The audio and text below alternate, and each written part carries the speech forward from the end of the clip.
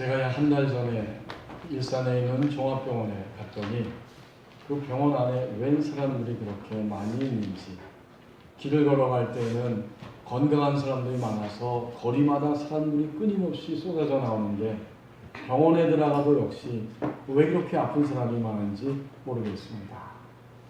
병원 진료소를 하나씩 지나가면서 소아 청소년과를 보니까 부모와 아이들이 진료받기 위해서 거기에 대기하고 있고, 또 조금 지나서 치과를 이렇게 지나가면서 보니까 치과 진료받는 사람도 시간이 많이 걸리기 때문에 역시 대기하고 앉아 있습니다. 이비인후과, 신경외과, 모든 진료 그 파트마다 수많은 사람들이 대기하고 있는 모습을 보았습니다. 더 이상 사람들이 병원에 많은 것, 그리고 아파서 사람들이 병원에 가는 것이 이상하지 않다는 생각이 들 정도입니다. 그리고 우리 모두 다 그런 생각을 이미 합니다. 어쩔 수 없다. 나이 들면, 시간이 가면 우리는 병원 신세를 질 수밖에 없다. 누구도 다 이런 생각에 반대하지 않고 동의를 할 것입니다. 그런데 막상 내가 다쳐가지고 병원에 들어앉아서 환자복을 갈아입고 링거를 꽂고 그리고 치료받는 그런 신세가 되었을 때, 그런 처지가 되었을 때 왠지 우리 마음은 불편합니다. 아니, 왜 하필 내가 이 병원에 와야만 했는가? 내가 살면서 내 자신이 환자복 입고 입원하리라고는 상상하지도 못했다. 자기가 병원에 가서 입원할 때는 또 이런 생각이 드는 것이 우리 많은 사람들의 모습인 것을 또한 우리는 알고 있습니다. 아프지 않고 살고 싶지만 어쩔 수 없이 아파서 병들고 병원에 가는 모습이 오늘을 살아가는 우리 사람들의 보편적인 모습 가운데 하나가 되었습니다. 오늘 하나님이 주신 요한복음 11장 24절 본문을 포함하고 있는 전체 이 11장의 모습을 보면 여기에 한 병자가 등장합니다. 그리고 그 병자의 가족과 함께 예수님이 평소에 사랑하시던 가족이었는데 그만 그 가정에 한 사람이 병이 들어서 죽을 병이 걸리게 되었고, 사람들은 예수님에게 속히 와달라고 하는 신호를 보내게 됩니다. 여러분 앞으로 오셔서 11장 1절에서 3절을 보시겠습니다. 어떤 병자가 있으니 이는 마리아와 그 자매 마르다의 마을 베다니에 사는 나사로라. 이 마리아는 향유를 주께 붓고 머리털로 주의 발을 닦던 자요, 병든 나사로는 그의 오라버니더라. 이에 그 누이들이 예수께 사람을 보내어 이르되 주여 보시옵소서, 사랑하는 자가 병들었나이다 하니. 예수님이 마르다와 마리아, 나사로 이들을 사랑하셨고 이 가족을 평상시에 사랑했어요. 그래서 성경은 정확하게 표현하기를 주님 보시옵소서, 평소에 주님이 사랑하시는 자 나사로 우리 오라버니가 병들었습니다 하고 사람들을 보냅니다. 이제 주님은 그 이야기를 들으셨지만 바로 가시지 못하고 나사로는 병들고 아프고 힘들어하다가 마침내 죽음을 맞이하게 됩니다. 나사로가 죽은 다음 주님은 그 가정을 향해 발걸음을 옮기게 되었고, 그리고 예수님이 오신다는 소식이 전해지자 이 가족들 가운데 마르다가 뛰어내려오면서 중간에 예수님을 만나서 하는 이야기입니다. 11장 21절 말씀 보십시오. 마르다가 예수께 여짜오되 주께서 여기 계셨더라면 내 오라버니가 죽지 아니하였겠나이다. 그러나 나는 이제라도 주께서 무엇이든지 하나님께 구하시는 것을 하나님이 주실 줄 아나이다. 예수님이 진작에 오셨으면 좋았을 것을. 하지만 지금이라도 주님은 슬픔 가운데 있는 나와 우리 가족과 우리 모두를 위해서 위로해 주실 수 있고 하나님께 기도해 주실 수 있습니다. 주님이 바로 대답하셨어요. 23절에 예수께서 이르시되 내 오라비가 다시 살아나리라. 마르다는 그 말을 듣고 즉시로 반응합니다. 오늘 본문 말씀이죠. 마르다가 이르되 마지막 날 부활 때에는 다시 살아날 줄을 내가 아나이다.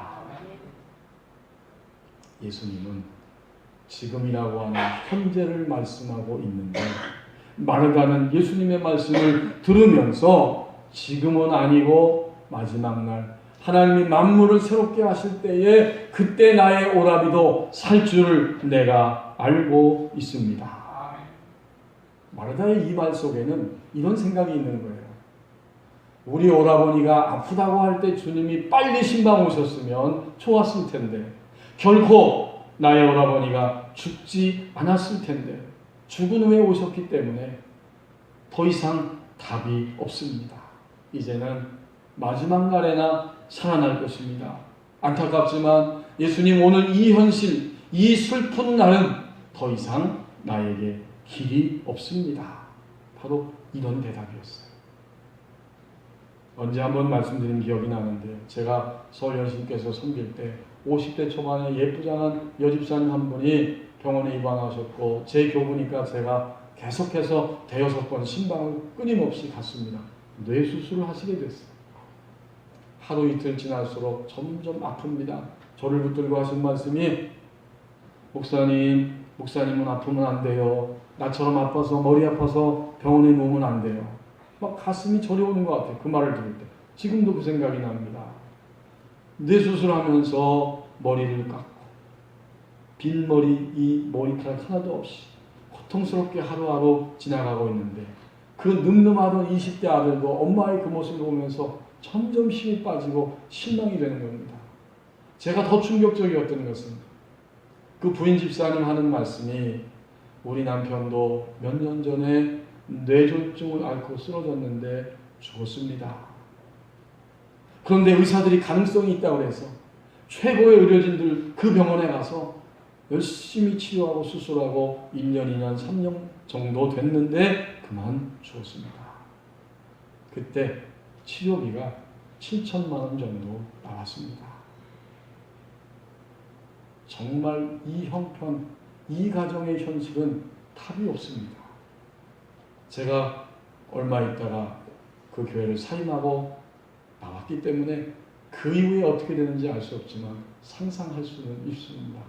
정말 그 가정에 답이 없는 듯이 보입니다. 오늘 우리가 주님을 믿으면서 살아갈 때에, 오늘 내가 주님을 믿고 따라갈 때에 나의 현실에 답이 없는 것처럼 길이 없다고 생각할 때가 있습니다. 이제 24절 말씀을 다시 보십시오. 주님에 대한 지식이 제한되어 있습니다. 마르다는 예수님의 말씀을 듣고 즉각적으로 말했습니다. 마지막 날 부활 때에는 다시 살아날 줄을 내가 알고 있습니다. 예수님은 현재를 말씀하셨는데 마르다는 자꾸만 마지막을 이야기하면서 마지막 때나 가능한 일이라고 먼 미래를 이야기하고 있는 거예요. 마르다가 예수님을 만났다는 것은 인생의 가이드, 안내자를 만났다는 겁니다. 제가 오래전에 이 법원이 교회 하나님 보내시기 전에 서울에서 섬길 때 그 한 15, 16년 정도 된 것 같은데 중국의 상하이와 칭다오를 방문한 적이 있습니다. 교회에서 함께 팀으로 갔는데 우리는 거길 여행할 때 선교사님의 안내를 받아서 그 선교사님을 돕고 함께 격려하고 그분이 안내하는 대로 시간을 정해서 관광을 다녔습니다. 그런데 가만히 보니까 저 미국이나 유럽에서 온 사람들은 관광을 왔는데 한 명 아니면 두 명이 왔어요. 그 한두 명이 중국 현지에 와서 현지 가이드의 안내를 받는 겁니다. 그 중국 가이드들의 얼굴만 보아도 이 서양 사람들을 얼마나 좋아하고 환대하는지 확인할 수가 있었어요. 얼굴이 환해가지고 오늘 이 자리에 화나지 않은 분 몇 분 계시네요. 응? 그런데 그 현지 중국 가이드는 얼굴이 환해가지고 그 서양 사람들을 얼마나 친절하게 이야기하고 있는지 구석구석을 다니면서 설명해주고 그 고대 중국 문화에 대해서 이야기해주고 물론 제가 영어를 모르기 때문에 뭐라 그런지는 몰라요. 아무튼 열심히 설명하고 있더라고요.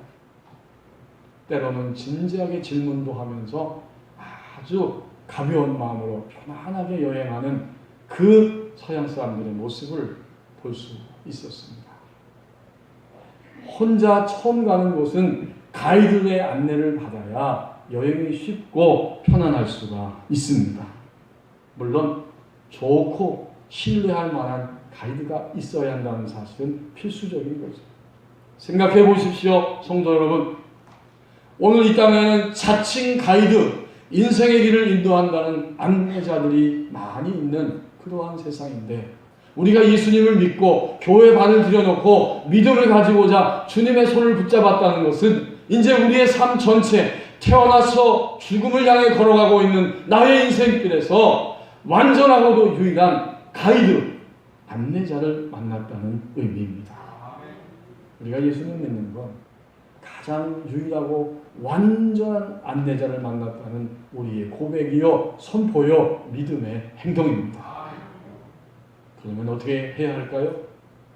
우리는 안내자이신 주님을 온전히 바라보면서 우리의 걸음걸음을 걸어야 합니다.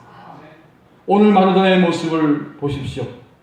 이 마르다는 정말 주님의 안내를 받고 주님을 믿으면서 걸어가는 과정 중에 있습니다. 그래서 주님이 사랑하시는 과정이라고 표현해주고 있잖아요.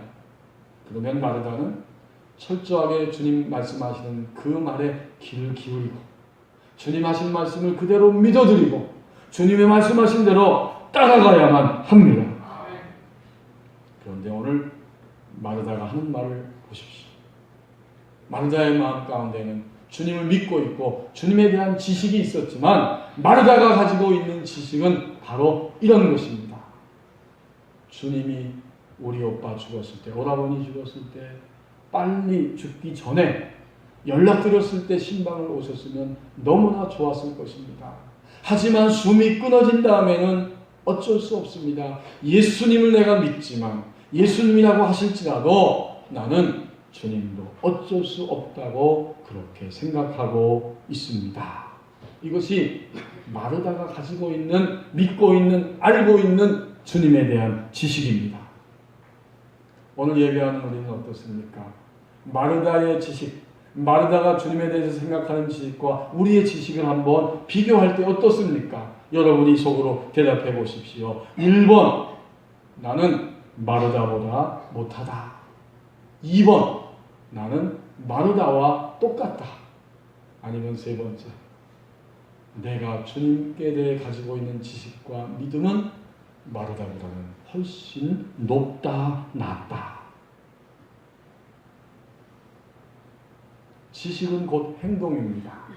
우리는 아는 대로 행동하는데 주님을 믿는 만큼 반응을 보일 수 있고 주님을 알고 믿어드리는 만큼 주님에 대한 지식이 있는 만큼 우리의 인생 가운데 주님을 향해 반응할 수 있습니다. 나사로의 죽음 앞에서 마르다가 행동한 것과는 다르게 우리 주님은 더 많은 지식과 인간을 향한 계획을 가지고 계시다는 것을 성경이 우리에게 증거합니다. 더 깊고 온전한 지식을, 한 인간을 향하신 온전한 지식과 계획을 우리 주님은 알고 계시고 가지고 계셨습니다. 우리 11장 4절 말씀을 돌아와서 보십시다. 11장 4절입니다. 한 사람을 향한 주님의 계획과 지식이 나옵니다. 이제 이 마리아가 사람을 보내서 오빠가 아프다는 소식을 사람들을 통해 들려주셨을 때 그 소식을 접하고 주님은 이렇게 말씀하신 거예요. 4절 말씀에 예수께서 들으시고 이르시되 이 병은 죽을 병이 아니라 하나님의 영광을 위함이요 하나님의 아들이 이로 말미암아 영광을 받게 하려 함이라 하시더라. 나사로가 죽을 것이지만 죽음으로 끝나지 않고 죽음을 넘어서서 다시 일어날 것을 주님은 알고 계셨습니다. 이것이 주님의 지식이고 주님의 계획이에요. 이 병은 죽을 병이 아니고 다시 살아나서 이제는 하나님께서 인간들을 향해, 인류를 향해 죄와 죽음의 문제를 해결하시기 위해서 영광을 거두게 될 것이고 바로 죄와 죽음을 그 무기로 하여서 인간을 몰아가고 있는 사탄의 권세를 제압해 주시고 드디어 인간을 생명의 길로 인도하시는데 아들을 사용할 것이고 아들을 통해 그 일을 성취하셔서 하나님 아버지의 영광과 아들의 영광이 드러나게 하실 것이다. 이 모든 것들이 주님이 알고 계시는 한 사람에 대한 지식과 계획이었습니다. 이제 마르다는 예수님 앞에 서서 바로 예수님 앞에 정면으로 서서 예수님의 말씀을 현재적으로 들으면서도 내 오라비가 살아나리라는 음성을 들었지만 마르다는 여전히 자신의 판단과 생각과 지식의 세계를 넘어설 수 없습니다. 예수님의 말씀을 도저히 신뢰할 수는 없었습니다. 그래서 자꾸 미래를 이야기하는 겁니다. 이것이 바로 마르다가 가지고 있는 주님께 대한 지식의 한계입니다. 그는 제한된 지식을 가지고 있습니다. 오늘 우리는 어떻습니까? 오늘 우리는 인생의 가이드 되시는 우리 주님, 인생의 안내자 되시는 주님을 믿고 따르고 있다고 스스로 고백하며 이 자리에 나와 앉아 있습니다. 우리도 주님에 대한 지식이 제한되어 있습니다. 이제 24절 말씀을 또 한번 보십시오. 문제는 새로운 눈을 뜨는 기회라고 말씀합니다. 마지막 날에 부활 때에는 다시 살아날 줄을 내가 압니다. 이것이 마르다의 대답이었는데 이 대답은 믿음의 하나의 문제입니다. 믿음의 길에 서서 주님을 믿는 사람들이 풀어야 할 숙제입니다. 예수님의 말씀과 나의 말과 의견이 지금 서로 일치하지 않고 틀린 겁니다. 둘 중에 하나는 반드시 오답입니다. 예수님이 틀렸든지 마르다가 틀렸든지 이것은 반드시 믿음의 길에 있어서 풀어야 할 숙제요 문제입니다. 주님은 현재를 말씀하면서 오라비가 살아난다고 이야기하지만 마르다는 그것은 불가능한 일이고 있을 수 없는 일이고 먼 미래에나 가능할 것이다. 이것이 지금 부딪히고 있습니다. 여러분, 믿는다는 것은, 믿음의 길에 선다는 것은 뭘까요? 이제는 어떤 문제가 소위 발생했을 때 우리를 주님께 맞추는 것이 믿음의 길입니다. 이제 주님이 나를 인도하실 것이고 주님이 나를 교정시켜 주실 것이고 이 사건을 통해서 하나님이 하신 일이 있다 하고 초점을 주님께 맞추면서 달려가는 사람이 있는가 하면 내 생각과 나의 판단과 나의 형편과 처지가 이러한데 주님이 나에게 맞추셔야 됩니다. 이것은 내가 어쩔 수 없기 때문에 주님이 나에게 맞추셔야 정상입니다. 이렇게 판단하고 걸어가는 사람들이 분명히 있습니다. 마르다는 계속해서 그렇게 행동할 수밖에 없었고 또 실제로 그렇게 행동합니다. 어떻게 할 수 있을까요? 앞에서 예수님 만나 이런 이야기 했는데 이제 11장 39절 말씀 내려와서 보십시오. 마르다의 행동이 나옵니다.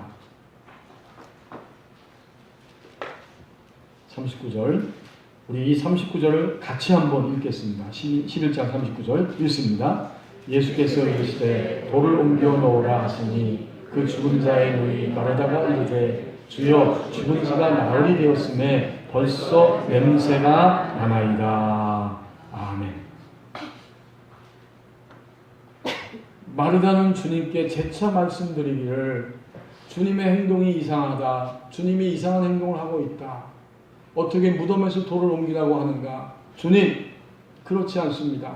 이미 죽은 지가 사흘이나 되었고 또 이 이스라엘 사람들은 시신을 동굴에다가 내장을 합니다. 그 동굴 속에 넣고 그 입구를 큰 돌로 막아놓는 거예요. 바로 이 장면입니다. 주변에 있던 유대인들이 수군거리며 이렇게 이야기했습니다. 살아있을 때 저 예수라고 하는 자가 나사로를 얼마나 사랑했는가. 눈이 먼 자, 시각장애인을 고쳐준 저 예수가 나사로는 치유할 수 없었는가. 그 말을 들으면서 주님은 더 비참하고 비통하셔서 무덤으로 달려가십니다. 무덤 앞으로 가십니다. 그리고 사람들에게 명령하기를 무덤을 막은 돌을 옮겨 놓아라. 마르다는 이해할 수 없고 받아들일 수 없고 걱정이 됩니다. 주님, 잘못하면 사람들에게 웃음거리가 되고 또 놀림감이 될 수 있습니다. 주님의 행동은 내가 도저히 이해할 수 없는 행동입니다. 마르다와 둘러선 모든 유대인들의 믿음의 수준이 같은 수준이었다는 것을 알 수 있습니다. 예수님을 내가 믿기는 믿지만 오늘의 이 현실과 이 상황은 예수님도 도저히 어찌할 수 없는 바로 그러한 현실입니다. 지금 이렇게 대답하고 있는 거예요. 하지만 마르다의 이 대답은 아주 긍정적입니다. 왜 그럴까요? 마르다가 주님 소용없습니다. 아무 일도 일어날 수 없습니다. 그렇게 하시면 안 됩니다. 라고 말하는 순간 마르다의 믿음의 실체가 드러나기 때문입니다. 여러분, 언제 저와 여러분의 믿음의 실체가 드러날까요? 가만히 점잖게 무게를 잡고 앉아 있을 때에는 믿음의 실체가 어떤지 잘 모릅니다. 문제가 생겼을 때, 상황이 발생하고 다급해지고 힘들어지고 소위 나의 인생 가운데 문제가 일어났을 때 그 문제에 반응하는 나의 모습이 내가 하는 그때 하는 말, 내가 그때 하고 있는 생각, 내가 그때 계획하고 움직이는 모습, 반응하는 모습 전체가 나의 믿음의 실상입니다.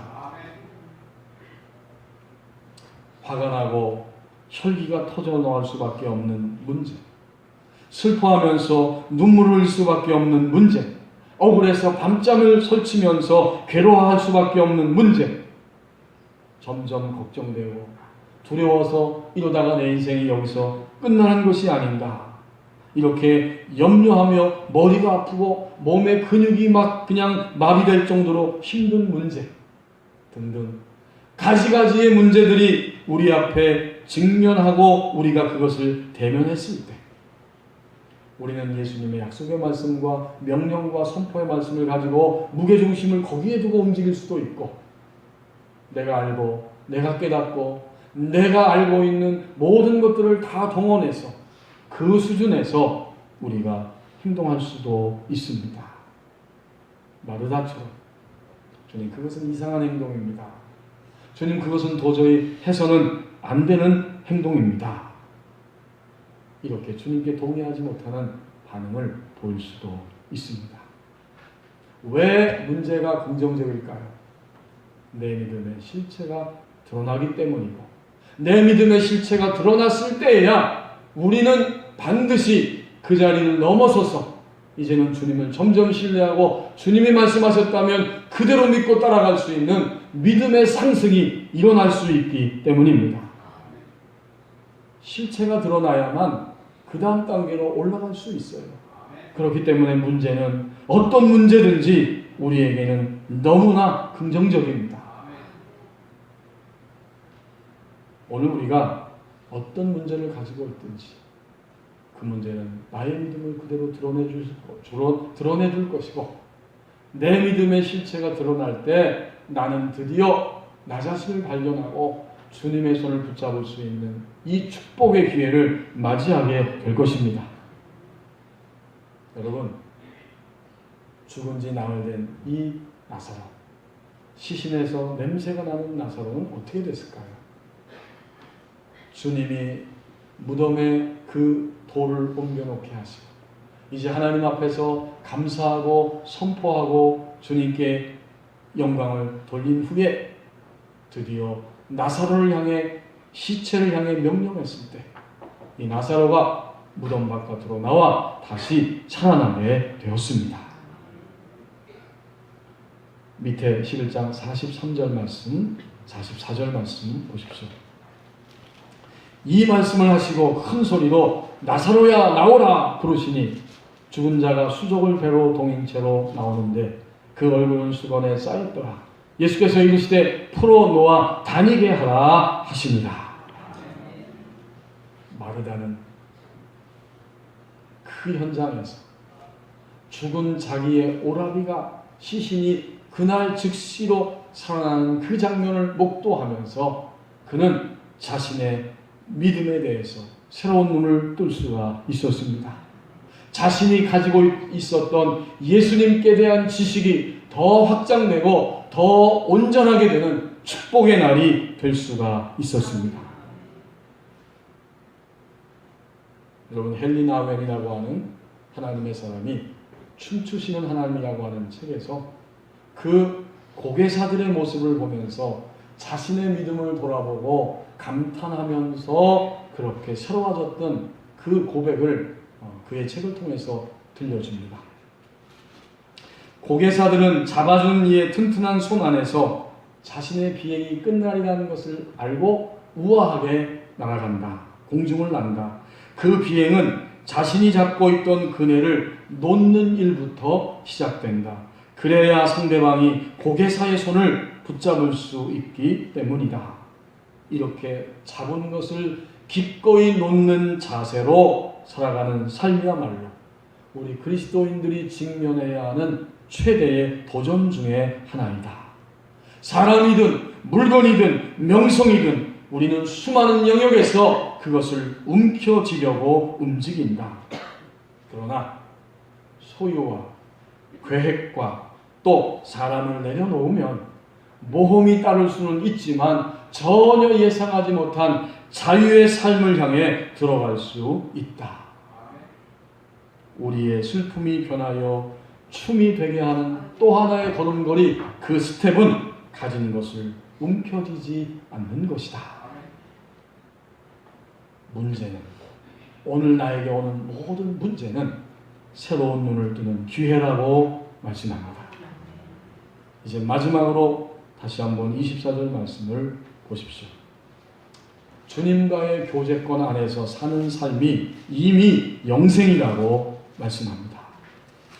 마르다가 분명히 예수님의 말씀을 들으면서도 말했습니다. 내 오라비는 지금 살 수 없고 다만 마지막 때 구할 때 하나님이 역사를 마감하시고 모든 우주 만물을 새롭게 하실 때 의인의 삶 속에서 함께 그는 살아날 것을 내가 알고 있습니다.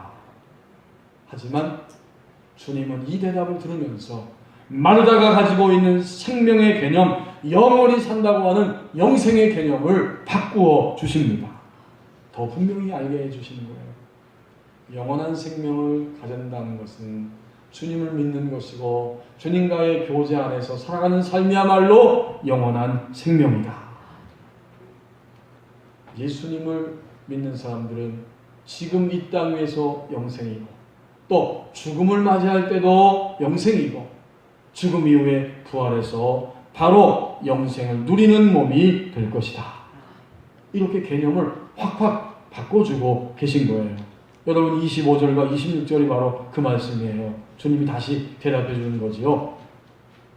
25절에 예수께서 이르시되 나는 부활이요 생명이 나를 믿는 자는 죽어도 살겠고, 이 땅에 살면서 주님을 믿는 자는 죽음을 맞이하겠지만 죽어도 살아날 것이다. 그리고 26절에 무릇 살아서 나를 믿는 자는 영원히 죽지 아니하리니 이것을 내가 믿느냐. 살아있는 동안에 주님을 믿는 자는 죽음을 맞이해도 죽은 것이 아니라는 거예요. 이미 주님과의 교제권 안에 있기 때문에 그는 영원히 죽지 않는 것이다. 영생의 개념은 단지 시간상으로 길게 영원히 산다는 개념이 있기는 하지만 더 중요한 것은 주님과의 교제권 안에서 함께 아버지와 예수님과 성령 하나님과 삼위일체 하나님과 매일매일 교제권 안에서 살 때 그것이야말로 이미 영생입니다. 이렇게 영생의 개념을 마르다에게 바꿔주시는 거예요. 이제 여러분, 마르다는 바로 주님의 말씀을 들으면서 그의 인생 가운데 성경에 나오지 않았지만 더 이상 죽음을 두려워하거나 죽음 때문에 실망하지 않았을 것입니다. 나사로가 살아났어요. 그런데 나사로는 또 죽었을까요? 안 죽었을까요? 나사로는 얼마를 살았는지 모르지만 또다시 죽어서 무덤에 갇히게 되었고 또다시 시신에서 냄새가 나는 그러한 위치로 전락되었을 것입니다. 나사로는 장례식을 이 지구상에서 2번이나 치른 유일한 사람 중에 한 사람입니다. 하지만 그가 2번째 죽었을지라도 주님 말씀처럼 죽은 것이 아니고 하나님의 품에서 안식을 누리고 있습니다. 그래서 그리스도인들이 대화하고 말할 때 대화를 보면 어머니가 어디 가 계셔? 그러면 우리 어머니는 이 땅을 떠나서 천국에 가 계셔. 이렇게 말하는 거예요. 죽은 것이 아니에요. 마치 잠을 자는 것과 같습니다. 때가 되면 깨어서 하나님이 입혀주시는 새 몸으로 일어날 것입니다. 그러나 죽는 순간 이미 새로운 부활의 세계 안으로 들어가서 죽은 것이 아니라 살아있고 하나님과 함께하는 상태로 영생을 얻고 누리고 있습니다. 제가 종종 말씀드리는 박수환 교수님, 이제 장신대에서 신약학 강의하다 은퇴하셨는데 그분이 최근에도 그 신약 그 용어에 대해서 정리한 사전을 쓰셨습니다. 근데 그분의 책은 여러 권이 있는데 주석책도 있고 뭐 많은 분야의 책을 쓰셨는데 신약 분야에 그 책에는 항상 공통점이 있어요. 그 서문에 항상 그 글을 쓸 때마다 나에게 건강을 주셔서 이 일을 하게 하신 하나님께 감사합니다. 또 옆에서 내조하며 기도로 이 일을 해준 나의 아내 아무개에게 감사합니다. 그리고 마지막 부분에 가선 어머니를 언급하는데 이렇게 말합니다. 필자를 위하여 일생 동안 기도하며 수고하시다가 지금은 하늘나라에 계신 고 문명순 권사님께 감사합니다. 돌아가셨어요. 하지만 지금 죽은 상태에 있는 것이 아니라 하늘나라에 가셔서 하나님의 품 안에서 안식을 누리며 새로운 생명의 모습으로 거기에 이미 살아서 영생을 누리고 계신다. 이 고백, 바로 이 확신입니다. 자, 그런데 여러분, 이쯤에서 우리는 한 가지 더 다시 한번 생각할 것이 있습니다. 육체를 입고 사는 동안 우리의 삶 속에 도전이 있고 유혹이 있고 많은 문제들이 있는 그러한 현실인데 이 삶 속에서 영원한 생명이면서 살아있는 생명적인 삶을 경험하고 누리는 사람이 누구인가? 이미 여기서 영생을 맛보는 자가 누구인가? 그는 매일매일 끊임없이 우리 주님과의 교제권 안에서 살아가는 사람입니다. 무엇 때문에 주님을 놓쳐버리거나 놔버리지 않는 사람입니다. 만약 우리가 우리의 삶을 살면서 무엇 때문에 주님을 놓치거나 놔버리는 순간 이미 소유한 영생의 힘과 맛과 지혜와 능력도 그 순간에 사라져버리고 말 것입니다. 일본에서 섬기다가 44세에 세상을 떠난 하라자키 모모코라고 하는 그 분의 이야기가 있습니다. 이 사모님, 그녀는 악성 폐암으로 세상을 떠났습니다. 그런데 의사들이 남편에게 앞으로 불과 예정된 시간은 2주밖에 없습니다 하고 말했을 때에야 남편을 통해서 그 이야기를 듣게 됩니다. 이제 그 말을 듣자마자 남편에게 노트 2권을 사달라고 이야기하고 그날로부터 시작해서 세상을 떠나 주님 품에 안기기 이틀 전 44일 동안 있는 힘을 다해서 일기를 썼습니다. 죽기 바로 직전에는 남편에게 말로 불러주면서 일기를 쓰게 했습니다. 그 내용은 그것은 그녀의 유서였고 이제 사랑하는 주님 앞에 삶의 마지막 순간을 드리는 간증이요 고백이요 찬양의 노래였습니다. 남편이 자신의 삶이 불과 2주일밖에 남지 않았다 했을 때 그날의 일기장에는 이런 기록들이 기록되어 있었습니다. 내 마음은 주를 경배하며 내 영혼은 내 구원에 대신 하나님을 기뻐하노라. 오늘이라는 날 1978년 6월 28일 나는 분명히 적어놓아야만 한다. 오늘은 내 길지 않은 생애에서 획기적인 날이 되었다. 내 생애는 오늘부터 시작된다. 이제부터가 진정한 삶이다. 그리고 세상을 떠나기 직전에 자기의 사랑하는 아들에게 마지막 일기를 이렇게 남기고 있습니다. 내 사랑하는 아들아, 신앙이란 단순히 눈에 보이지 않는 하나님이 존재한다는 뜻이 아니다. 그것은 하나님을 사랑의 하나님으로 믿고 그 하나님을 끝까지 신뢰하는 것이란다. 아들아, 엄마는 엄마의 병을 알고 있다. 머지않아 더 심한 육체의 괴로움이 엄습해 온다는 것도 각오하고 있다. 그러나 엄마에게 더 분명하게 알려진 사실은 이 모든 상황 속에서도 하나님은 아직도 사랑이시며 신실하시다는 것, 그리고 그 하나님의 사랑은 더욱더 깊게 엄마를 감싸주고 계시다는 사실이다. 또 무엇보다도 엄마는 그리스도께서 엄마와 함께 계셔서 곧 하나님 나라로 데려가실 줄 분명히 알고 있단다. 아들아, 이 고통스러운 엄마를 보아라. 엄마의 최후를 꼭 지켜보아주기를 바란다. 엄마의 육체가 식어 굳어졌을 때 거기에 죽어있는 것이 엄마가 아님을 확인해다오. 죽는 것은 육체일 뿐이다. 이 엄마의 나그네 길에서 나는 육체를 남기고 떠난다. 그러나 엄마는 여기를 떠나서 어디로 갔다는 것을 너도 알게 될 것이다. 내 사랑하는 아들아, 엄마는 어디에 있을까? 어디로 갔을까? 어느 분 앞으로 갔을까? 하나하나 기도하며 내가 해답을 얻어보아라. 그것이 내가 너희들에게 이 세상에서 마지막으로 남기는 선물이다.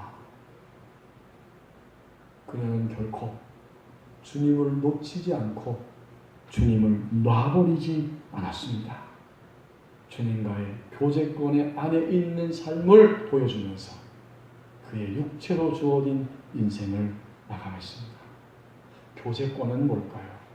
주님과의 교제권은 주님께 내 모든 인생의 모든 것들을 다 말씀드리는 것이고 그 모든 것에 대해서 주님이 말씀해 주신 것을 듣는 생활이 바로 교제권입니다. 주님과 교제권 안에서 사는 삶이 이미 영생이라고 말씀합니다. 다른 사람들의 이야기를 제대로 알아듣는 것은 오랜 시간이 걸리고 부부도 서로의 이야기를 제대로 이해하기까지는 시간이 걸립니다. 예수님의 말씀을 진정으로 알아듣는 것이 바로 믿음입니다. 나의 현실에 길이 없다고 생각할 때가 있습니다. 주님에 대한 지식이 제한되어 있습니다. 문제는 새로운 눈을 뜨는 기회라고 말씀합니다. 주님과의 교제권 안에서 사는 삶이 이미 영생이라고 말씀합니다. 마르다의 믿음을 보면서 나의 믿음을 볼 수 있습니다. 내 믿음의 현주소를 발견합니다.